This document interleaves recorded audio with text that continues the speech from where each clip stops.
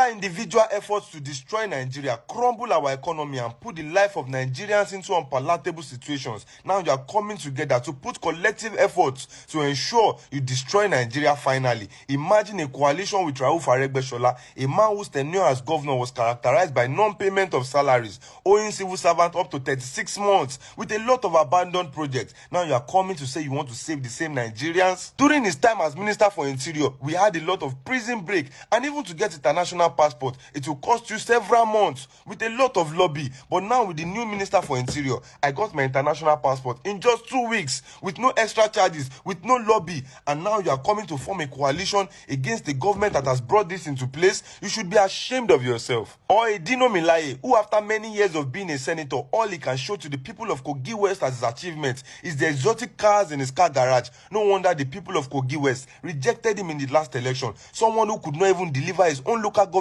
for himself.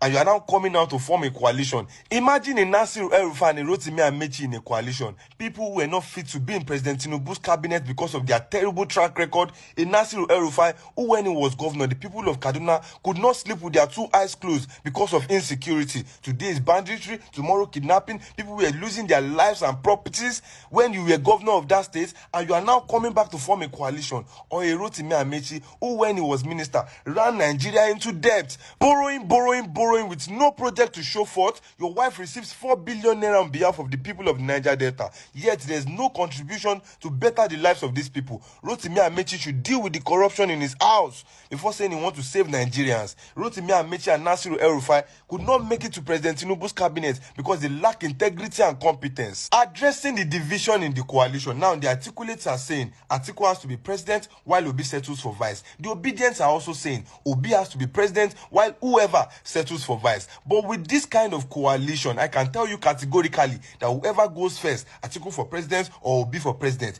you are only trying to build Nigeria on a faulty foundation. Atiku that after 8 years of being vice president, his boss Obasanjo said that if he should approve Atiku's presidency, even God will not forgive him. That Atiku is such a thief. In fact, like this, the money Atiku stole from Nigerian government is enough to feed the entire population of Nigeria, the entire Nigerian population for the next 20 years. Imagine say we just wake up for money. They just serve everybody for the whole of Nigeria. Everybody, over 200 million population. They first serve all of us bread and egg. Afternoon time reach, they serve us pounded yam or bread and beans as you like it. And night reach, they just give us noodles, say something light for the night. And we continue to do them like that every day for the next 20 years. That is how much Atiku has stolen from Nigeria. Or is it Obi, a man that is very clueless, very deceitful, and has no conviction? One moment he's saying this, the next moment he's contradicting what he just said. No wonder he said even his own children, when he promises them, they will say, Daddy, write it down. Because we know tomorrow you will change mouth. A man that after being governor for 8 years in Anambra, his biggest achievement, his biggest bragging right is that he left money in Anambra coffers, a state that needed many financial intervention. You chose to keep the money in the bank, starving the people. You were getting interest off those monies in the bank, and you left the people stranded. Even with the coalition, Obi is still playing games. He has not resigned from Labour Party, yet he's forming coalition. Should the coalition not favor him, he will bounce back to Labour Party. Should the coalition favor him, he will cut off Labour Party. Can you imagine? Now, let's even imagine that Obi becomes president with the support of this coalition.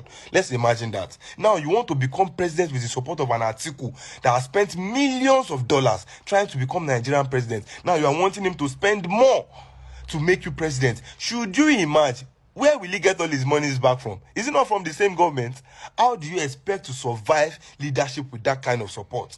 Or Rotimi Amechi and Nasir El-Rufai that could not make it to President Tinubu's cabinet because of their incompetence and their lack of credibility. Now they are giving you support. And should you imagine their support, how do you compensate them? Is it not from the same Nigerian government? You would have to settle them from the Nigerian pocket. Oh, you want to crumble this economy that this current administration is struggling to revive? You want to send us back? Because of your desperation to become president? You can never succeed as a president if you surround yourself with thieves, incompetent people, and mediocres. Nigerians, shine your eyes. Reject this evil coalition of destruction.